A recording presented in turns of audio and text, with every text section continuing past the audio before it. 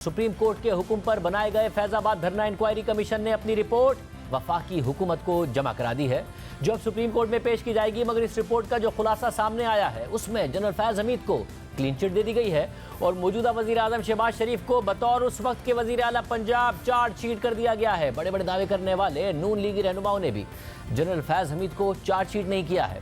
Supreme court ने inquiry commission को नवंबर 2017 में फैजाबाद के मकाम पर तहरीक लब्बैक की जानिब से दिए गए धरने के हवाले से इंक्वायरी करने का हुक्म दिया था और साबका निगरां हुकूमत ने 15 नवंबर 2023 को साबिक आईजी अख्तर अली शाह की सरबराही में 3 रुकनी इंक्वायरी कमीशन तश्कील दिया था, जिसमें साबिक आईजी इस्लामाबाद ताहिर आलम खान और एडिशनल सेक्रेटरी दाखिला खुशहाल खान शामिल थे। कमीशन ने 149 से ज़ायद सफ़हात पर मुश्तमिल रिपोर्ट वफाकी हुकूमत को भेज दी है, लेकिन इस रिपोर्ट का जो ब्रीफ सामने आया है उसको देखकर लगता है कि इंक्वायरी कमीशन ने अहम सवालात के जवाब देने के बजाय मज़ीद सवालात पैदा कर दिए हैं। इस रिपोर्ट के खुलासे में लिखा है कि ये नोट करना अहम है कि उस वक्त की पंजाब हुकूमत ने तहरीक लब्बैक के मार्च को लाहौर में रोकने के बजाय इस्लामाबाद जाने दिया। इस्लामाबाद हाई कोर्ट के हुक्म पर पुलिस ने धरना खत्म करने की कोशिश की, जो नाकाम रही और पुलिस और एफसी के 277 से ज़ायद एहलकार जख्मी और 7 जाँ बहक हो गए। इस नाकामी का चेन रिएक्शन पूरे मुल्क में हुआ, जिससे जानी और माली नुकसान हुआ और उस वक्त के वजीर दाखिला हसन इकबाल के बकौल जब कोई और रास्ता नहीं बचा तो ISI की खिदमात हासिल करके तहरीक लब्बैक से बात की गई और एक मुआहिदा करके मुजाहिरीन को मुंतशिर किया गया। रिपोर्ट के खुलासे में लिखा है कि पंजाब हुकूमत के मुताबिक मुजाहिरीन के 12 में से 11 मुतालबात मान लिए गए थे, लेकिन वो वजीर कानून जाहिद हामिद के इस्तीफे पर बजिद थे, जिसके लिए पंजाब हुकूमत भी वफाकी हुकूमत से इसरार कर रही थी। मगर 25 नवंबर 2017 तक वजीर आजम शाहिद खाकान अब्बासी इसके हक में नहीं थे कि अपने वजीर से इस्तीफा लें। रिपोर्ट के मुताबिक इस मामले से मुतासिर होने वाले किसी भी शख्स ने इस कमीशन के सामने रियासत के किसी इदारे या फर्द पर तहरीक लब्बैक के मार्च की सहूलतकारी करने का इल्ज़ाम नहीं लगाया। रिपोर्ट में लिखा है कि वफाकी हुकूमत चाहती थी कि पंजाब हुकूमत इस मामले से निमट ले, लेकिन पंजाब हुकूमत का मौक़िफ़ था कि उसने खुद से मुताल्लिक 11 मुतालबात मान लिए हैं। एक मुतालबा वफाकी हुकूमत से मुताल्लिक है, इसलिए मुजाहिरीन को इस्लामाबाद जाने दिया जाए। रिपोर्ट में साफ लिखा है कि कमीशन के सामने शाहिद खाकान अब्बासी, हसन इकबाल, जाहिद हामिद, शहबाज शरीफ और उस वक्त के IB चीफ आफ्ताब सुल्तान से वाज़े तौर पर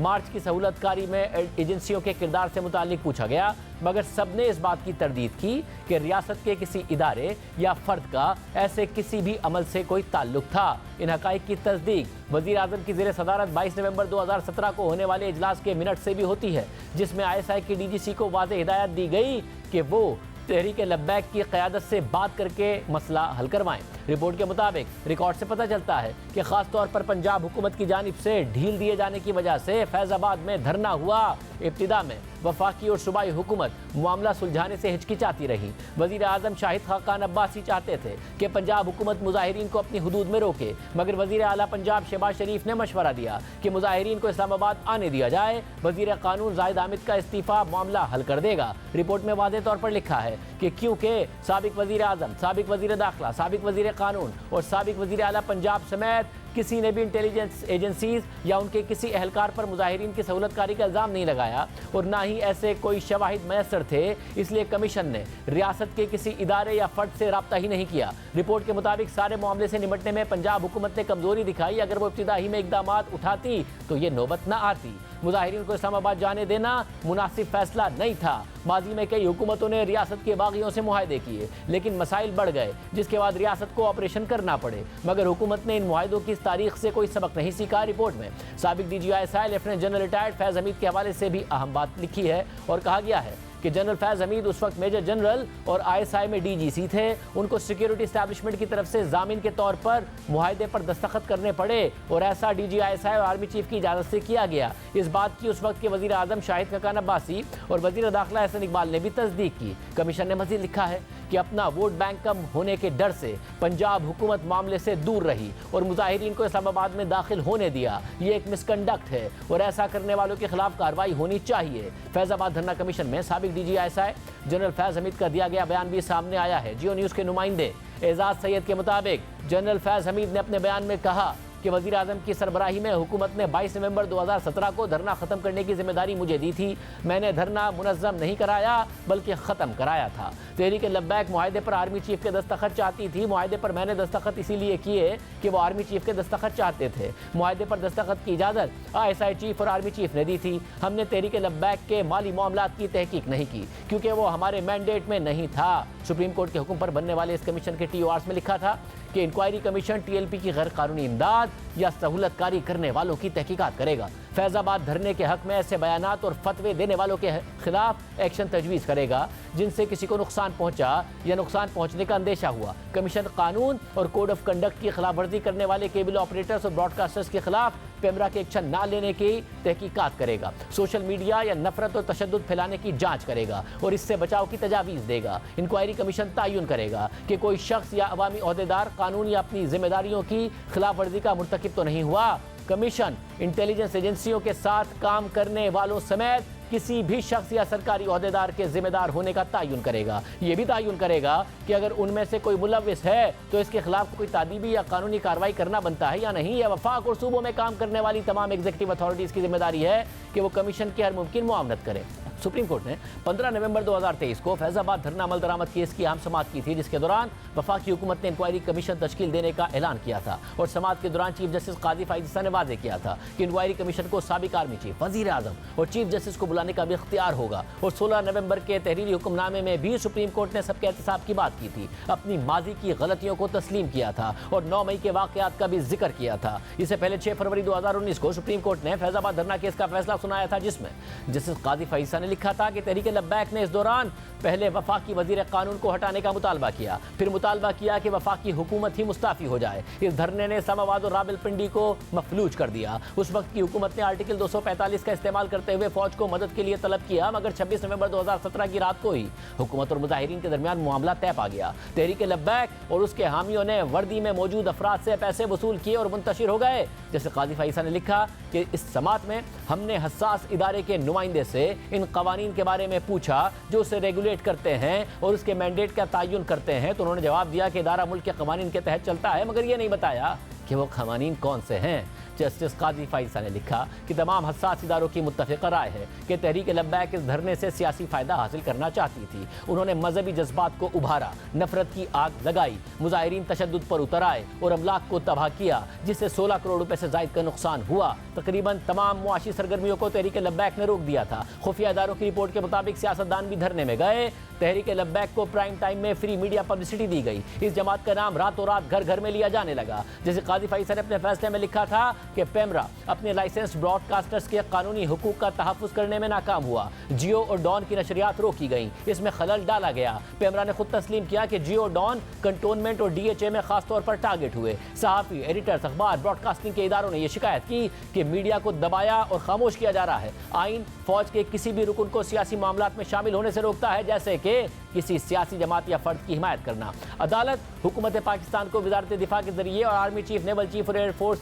चीफ को हिदायत करती है कि वो अपने मातहत इन अफसरान के खिलाफ कार्रवाई करें जिन्होंने अपने हल्फ की खिलाफ वर्जी की है। और आज इस रिपोर्ट ने नून लीगी रहनुमाओं के बयानात की बुनियाद पर जनरल फैज़ हमीद को क्लीन चिट दे दी है और शहबाज शरीफ को बतौर वज़ीर आला पंजाब जिम्मेदार करार दे दिया है। सुप्रीम कोर्ट के बनने वाले कमीशन ने, सुप्रीम कोर्ट के हुक्म पर बनने वाले इस कमीशन ने इस पूरे मामले के इंतजामी पहलू पर बात की है, मगर बहुत से सवालात पैदा होते हैं। सुप्रीम कोर्ट के हुक्म पर यह कमीशन बना था जिसने मज़ीद सवालात उठा दिए हैं। साबिक IG अख्तर अली शाह सरबराही कर रहे थे इस कमीशन की। साबिक IG इस्लामाबाद ताहिर आलम खान और एडिशनल सेक्रेटरी दाखिला खुशहाल खान भी इस कमीशन में शामिल थे और हमने उन तीनों को प्रोग्राम में आने की दावत दी है, मगर तीनों नहीं आए हैं। बहुत से सवालात उनसे करने हैं जिनके जवाब अभी आना बाकी हैं। वो तफसीली रिपोर्ट में होंगे नहीं होंगे, सवालात इस हवाले से उठ रहे हैं क्योंकि सुप्रीम कोर्ट ने यह सवाल उठाया था कि धरने के असल मुहरकात क्या थे, मुजाहिरीन को एक गलत और झूठे बयानिए की बुनियाद पर नफरत अंगेजी पर किसने उभारा और कौन उन्हें इस्लामाबाद लाकर हुकूमत को मफलूज करने का सबब बना था। इस सवालात के जवाब आना भी बाकी हैं। इस मामले के अहम किरदार उस वक्त के वज़ीर आज़म शाहिद खान अब्बासी थे।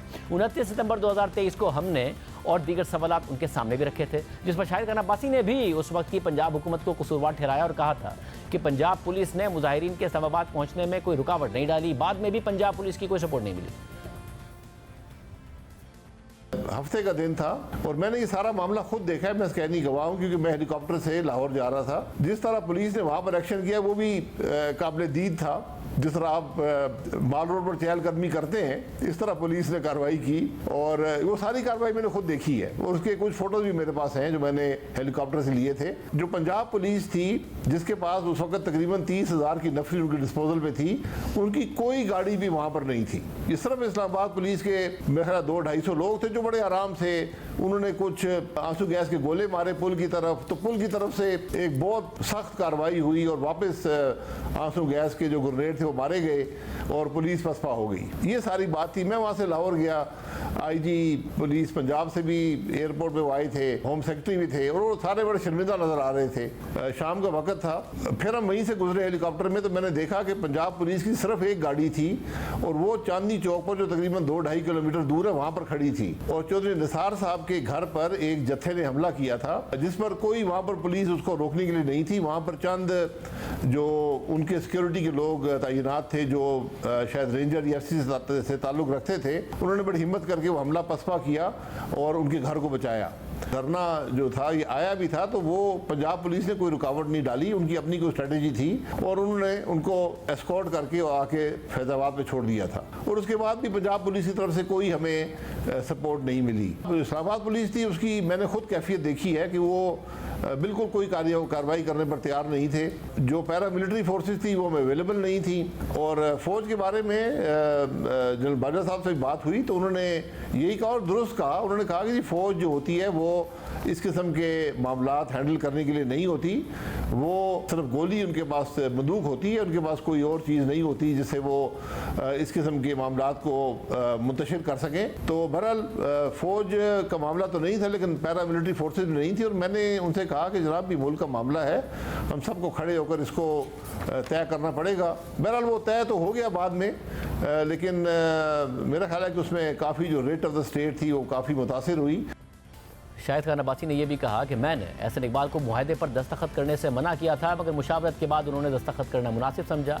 यह गैर मामूली बात थी कि सरकारी अफसरान, आला फौजी अफसरान और वज़रा की तरफ से मुआहदे पर दस्तखत किए गए। एक आला सतह का इजलास होता है और सरबराही डीजी रेंजर्स को सौंप दी जाती है कि जी अब आप इस्लामाबाद में धरने के हवाले से आपकी सरबराही है। इतवार की शाम को वजारत दाखिला का नोटिफिकेशन होता है। 26 नवंबर से 3 दिसंबर तक फैज़ाबाद धरने की सूरत हाल कंट्रोल करने के लिए ऑपरेशन का इंचार्ज डीजी रेंजर्स पंजाब को बनाया जाता है। मगर फिर अगले ही दिन 27 नवंबर 2017 को जाहिद हामिद का इस्तीफा आता है, धरना खत्म हो जाता है, मुआहदा होता है। मुआहदे पर एहसन इकबाल साहब और जनरल फैज़ हमीद के बतौर जामिन दस्तखत होते हैं। ये क्या हुआ?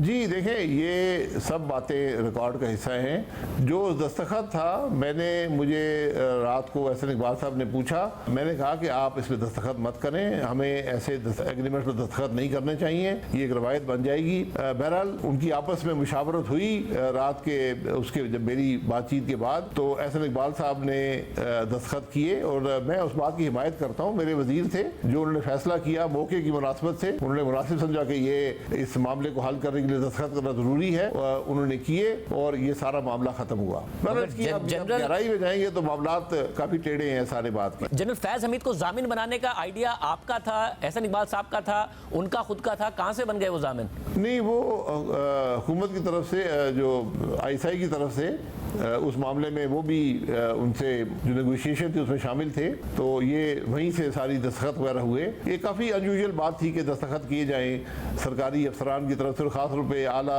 फौजी अफसरान की तरफ से या किसी मिनिस्टर की तरफ से। ये आमतौर पर डीसी वगैरह ये एग्रीमेंट साइन करते हैं, डिप्टी डीसी या कमिश्नर करते हैं। ये मामलात जो हमें नज़र आता है उससे काफ़ी पेचीदा है और ये मेरा ख्याल है कि टीवी की जीनत नहीं बनने चाहिए। अगर मुझे अदालत तलब करती है तो मैं उनके सामने सारे हकायक रख दूंगा जो मेरी नॉलेज में उस वक्त थे और एहसन इकबाल साहब भी रख देंगे।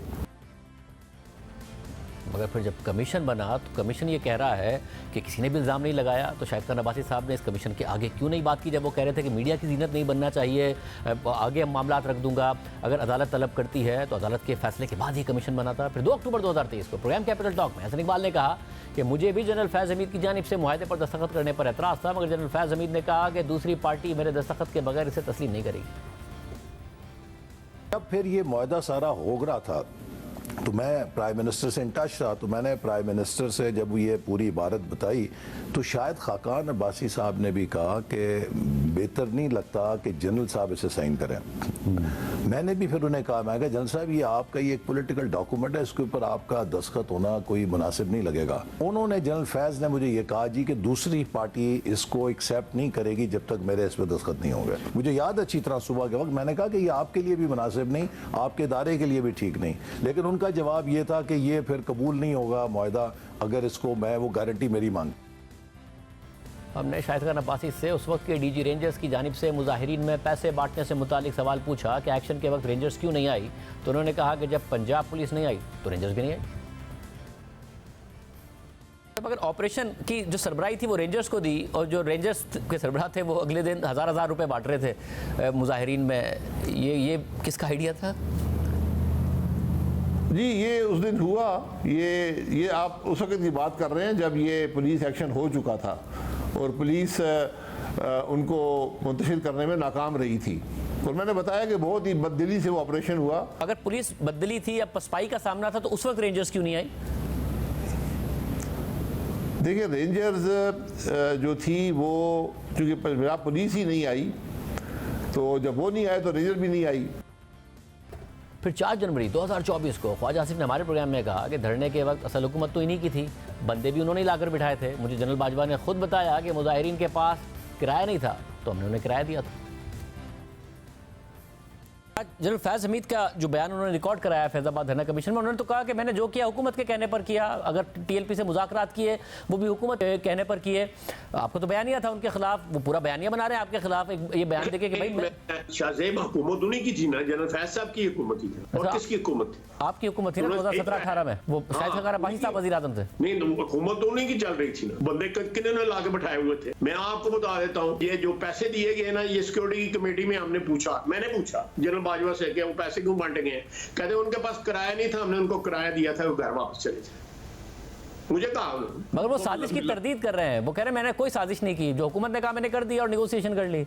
मेरा मतलब है साजिश कभी मानते हैं कि हमने साजिश की है? फिर साजिश तो नहीं रहती, फिर उसको कोई और नाम दिया जा सकता है, साजिश का नाम तो नहीं दिया जा सकता। दैट होल सिनेरियो जो उस वक्त मौजूद था 2017-18 में, शायद अब्बासी साहब की हुकूमत में जब वो वज़ीर आज़म थे, या मियां नवाज शरीफ की हुकूमत में, धरना पीटीआई धरना ऑनवर्ड जो सारे के सारा मामला थे, वो सारे मामला जो थे यही कंट्रोल कर रहे थे, जिनकी तस्वीर इस वक्त आप डिस्प्ले कर रहे हैं, या इनके जो बॉस थे जनरल बाजवा साहब वही रन कर रहे थे चुप। जबकि साबिक वज़ीर आज़म शाहिद खान अब्बासी ये भी कह चुके हैं कि एक ट्रुथ कमीशन बनना चाहिए कि रेंजर्स और एफसी के होने के बावजूद मुजाहिरीन को क्यों नहीं उठा सकते। और आज मेज़बान आसमा शराजी के प्रोग्राम में वज़ीर दिफा ख्वाजा आसिफ ने कहा है कि ये रिपोर्ट किस तरह मुकम्मल हो सकती है जब 2 मरकज़ी किरदार कमीशन के सामने पेश ही नहीं हुए। इस रिपोर्ट की कोई वक़्त नहीं। इस वक्त वज़ीर दिफा ख्वाजा आसिफ साहब बाकायदा तौर पर इस कमीशन की रिपोर्ट को ही मुस्तरद कर रहे हैं, उनके काम की संजीदगी को मुस्तरद कर रहे हैं। वो कह रहे हैं कि जो मरकज़ी लोग थे वो तो इसमें पेश ही नहीं हुए, जनरल बाजवा हो, जनरल फैज़ हमीद हो। उस वक्त वज़ीर कानून पंजाब थे राना सनाउल्लाह साहब, कमीशन ने सारी जिम्मेदारी डाल दी है उस वक्त की पंजाब गवर्नमेंट के इंतज़ामी नाकामी पर।